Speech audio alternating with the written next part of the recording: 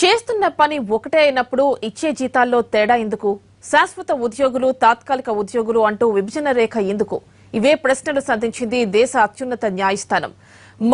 సమాన పనికి సమాన జీతం ఇవ్వాల్సిందేనంటూ స్పష్టం చేసింది సుప్రీంకోర్టు. ఒకే రకమైన పని చేస్తున్నప్పుడు వేతనాల్లో ఎందుకు తేడా చూపిస్తున్నారంటూ నిలదీసింది ధర్మాసనం. దేశవ్యాప్తంగా లక్షలాది మంది జీవితాల్లో వెలుగులు నింపుతూ చారిత్రాత్మక తీర్పు వెల్లడించింది సుప్రీంకోర్టు. కాంట్రాక్టు వర్కర్లు, తాత్కాలిక ఉద్యోగుల పేరుతో చెల్లించే జీతంలో తేడా ఉండటాన్ని న్యాయస్థానం తప్పుపట్టింది. రెగ్యులర్ ఉద్యోగులతో సమానంగా పనిచేస్తున్నప్పుడు వారికిచ్చే జీతాన్నే తాత్కాలిక ఉద్యోగులకు ఎందుకు ఇవ్వరని ప్రశ్నించింది.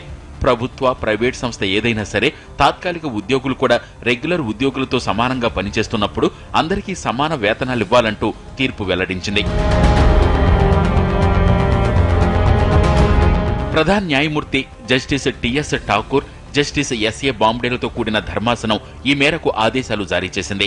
ఉద్యోగి శాశ్వతమా, తాత్కాలికమా అన్న తేడా లేకుండా శ్రమ ఫలితాలను సమానంగా ఇవ్వాలని ఆదేశించింది.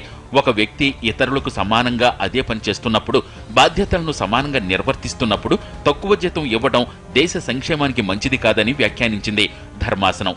ఇలా వ్యత్యాసం చూపడాన్ని అమానవీయ చర్యగా పేర్కొంది సుప్రీంకోర్టు.